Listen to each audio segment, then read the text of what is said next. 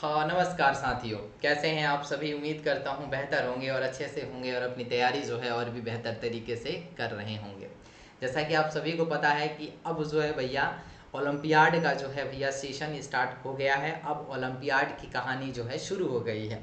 यानी अब आप लोगों को डिफरेंट डिफरेंट ओलंपियाड जो है आपको देखने को मिल जाएगा और डिफरेंट डिफरेंट ओलंपियाड की जो है अब रजिस्ट्रेशन जो है प्रोसेस वो शुरू होते हुए आपको दिख जाएगा। उसी के सिलसिले में मैं आपको ये वीडियो लेके आया हूँ क्योंकि भैया एक बहुत ही इम्पोर्टेंट है जिसको हम लोग बोलते हैं NSTSE। यानी इसको हम लोग क्या बोलते हैं? इसको हम लोग बोलते हैं national science talent search examination, जो कि 2024 के लिए भैया क्या हो गया है, 2024 सेशन 24, और इसको हम लोग 25 बोलेंगे कि 2024 और 25 सेशन के लिए रजिस्ट्रेशन जो है बिल्कुल स्टार्ट हो चुकी है। यानी आपका जो है इसका रजिस्ट्रेशन जो है बिल्कुल शुरू हो गया है। अब रजिस्ट्रेशन प्रोसेस जो है किस तरीके से होगा, कौन कौन जो है इसको भर सकता है, आपको इसको भरने के बाद अगर आपका एग्ज़ाम निकल जाता है तो आपको क्या मिलेगा, यानी पूरी डिटेल आपको 2024 के लिए NTSC के लिए सारी कहानी जो है, NSTSC के लिए सारी कहानी जो है मैं आपको इस वीडियो के थ्रू जो है बताऊंगा। और इस वीडियो के थ्रू जो है हम लोग सारी कहानी एक एक करके जानेंगे इस एग्ज़ाम के बारे में। कौन कौन जो है इस एग्ज़ाम को दे सकता है, कौन कौन जो है इसका रजिस्ट्रेशन कर सकता है, कौन बच्चा जो है अप्लाई कर सकता है, क्या आपके स्कूल से ये अप्लाई होगा, क्या आप इसको इंडिविजुअल अप्लाई करेंगे, ये सारी चर्चा जो भी आपके दिमाग में चल रहा है, सारे जो भी चीज़ें क्वेश्चन चल रही हैं सारे का जवाब आपको इस वीडियो में मिल जाएगा। तो सबसे पहले मैं आपको बताना चाहूँगा कि भैया ये मैथमेटिक्स का जो एग्ज़ाम होता है इसमें दो चीज़ें पूछी जाती हैं।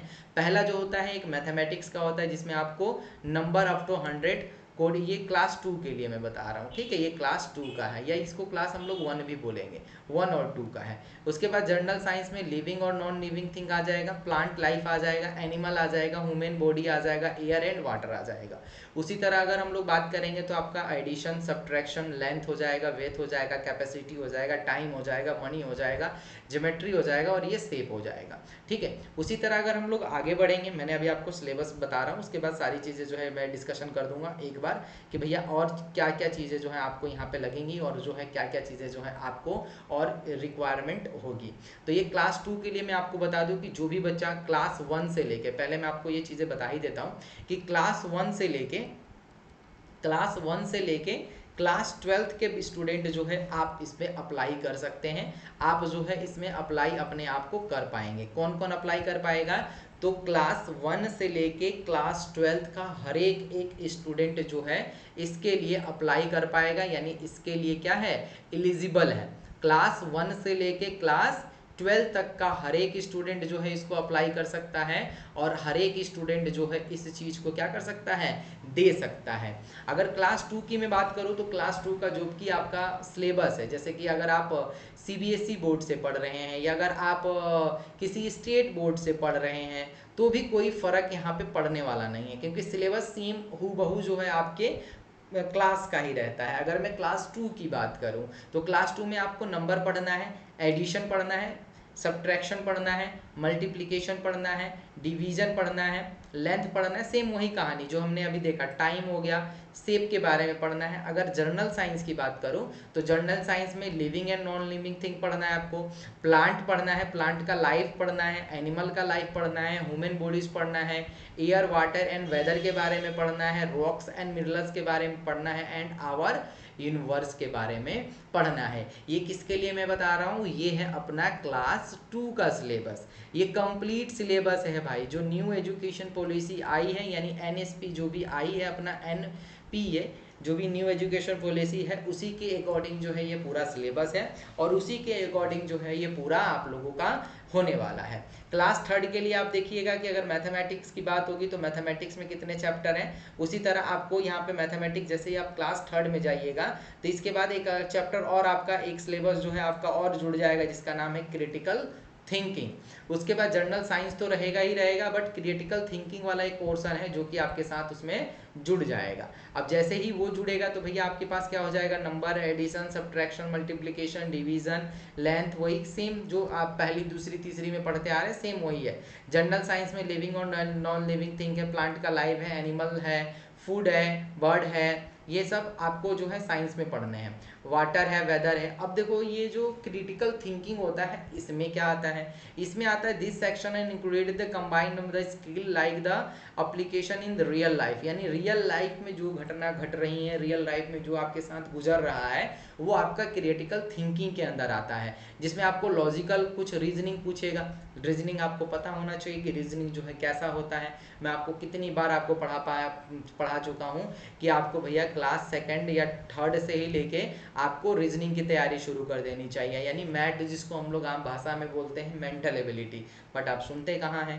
यहाँ पे आपको सब इसके बारे में हायर ऑर्डर थिंकिंग के बारे में जो है पढ़ना होता है, यानी क्लास थर्ड से ही जो भी बच्चा है क्लास थर्ड का, वो क्लास थर्ड से ही भैया मैथ पढ़ना चालू कर दीजिए, रीजनिंग पढ़ना चालू कर दीजिए, क्योंकि वो आपके लिए बहुत ही इंपॉर्टेंट हो जाएगा। क्लास फोर्थ के लिए हम लोग चलेंगे। क्लास फोर्थ में सेम वही चैप्टर आएगा, क्या आएगा भैया, मैथमेटिक्स आने का है। उसके बाद यहाँ पे आपको जर्नल साइंस मिल जाएगा, उसके बाद जो है आपको क्रिटिकल थिंकिंग मिल जाएगा। यानी ये क्लास जो है, क्लास में आपको यहाँ पे बता दूं कि क्लास 1 और 2 जो है ये एक सेक्शन में रखा गया है, और इसमें जो क्वेश्चन आएंगे वो 40 क्वेश्चन आएंगे। यानी क्लास 1 में जो होगा वो कितने क्वेश्चन आएंगे, क्लास 1 to 2 यानी क्लास 1 और 2 का 40 क्वेश्चन रहेगा। उसी तरह से अगर हम लोग आगे क्लास में जाएंगे, यानी क्लास हम लोग बात करें 3rd to 8 है ना, क्लास 3rd to 6, 7, 5th तक है ना, क्लास 3rd to 5th जो रहेगा इसमें 50 क्वेश्चन आएंगे। फिर आपका क्लास और यहाँ से बट जाएगा, यानी क्लास जो है आपका फिर से दूसरा क्लास आ जाएगा, यानी क्लास आ जाएगा आपके पास 6 to 8 है ना। इसमें भी आपको कितने क्वेश्चन देखने को मिलेंगे, 50 क्वेश्चन।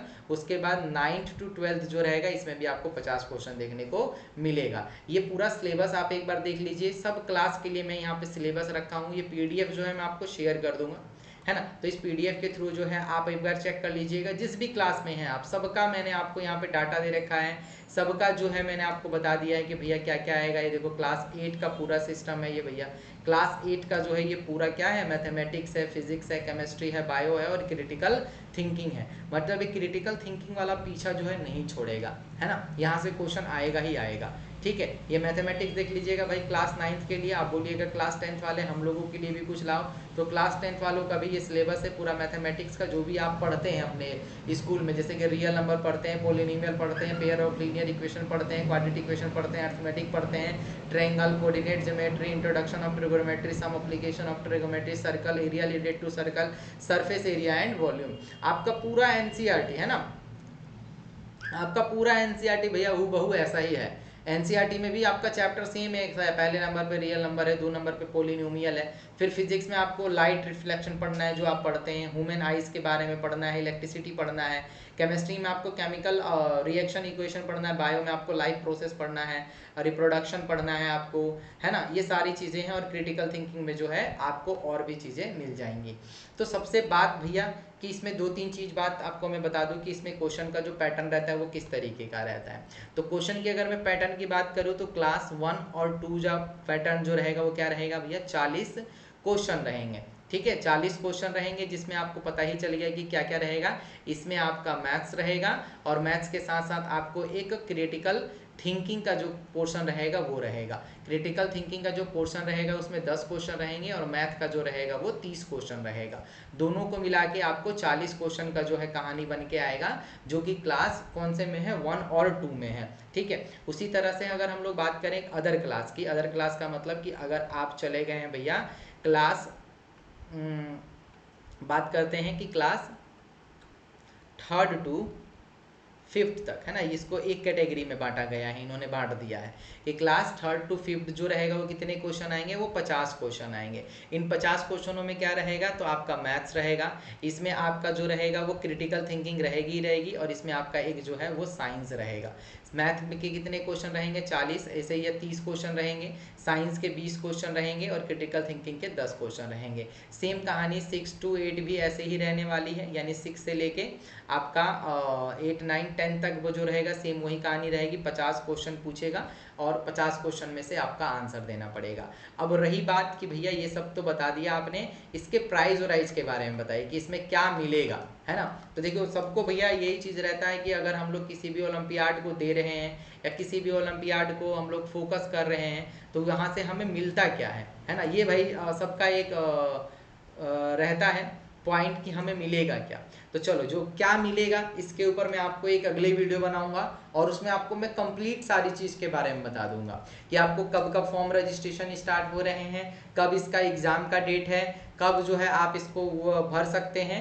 तो अब आपको डेली बेसिस पे वीडियोस मिलना शुरू हो जाएंगी। डेली बेसिस पे एक एक वीडियो आपको मिल जाएगा जो आपके लिए बिल्कुल यूज़फुल रहेगा। अगर आप भी अभी भी नए पे चैनल पे नए हैं तो चैनल को ज़रूर सब्सक्राइब कर लीजिएगा, क्योंकि भाई मैं इसके रिगार्डिंग क्लास भी लेता हूँ, है ना। इसके रिगार्डिंग क्या करता हूँ, मैं आपको स्टडी भी कराता हूँ, यानी क्लास 3rd से लेके क्लास 10th तक के हर एक स्टूडेंट जो है आप मेरे साथ पढ़ सकते हैं।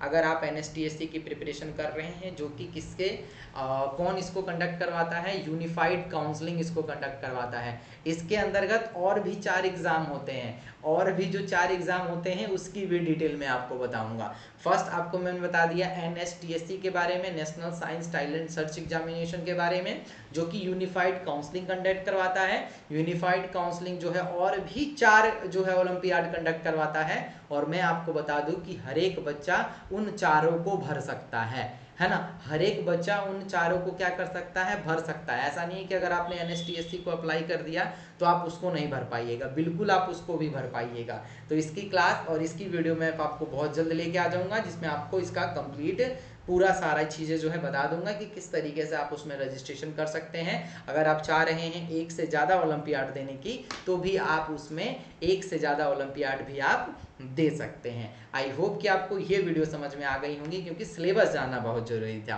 क्योंकि कहते भी है ना कि अगर किसी भी चीज़ की शुरुआत कर रहे हैं तो उसके बारे में जानना ज़रूरी होता है। तो ये थोड़ा सा मैंने आप लोगों को इसका इंट्रोडक्शन दिया है, धीरे धीरे आपको मैं और सारी चीज़ें बताऊँगा। डेली बेसिस पे आपको जो है वीडियोज़ मिल जाएगा। और फिर से वही कहूँगा, चैनल पे नए हैं तो चैनल को ज़रूर सब्सक्राइब कर लीजिएगा। वीडियो पसंद आए तो वीडियो को लाइक करना ना भूलिएगा।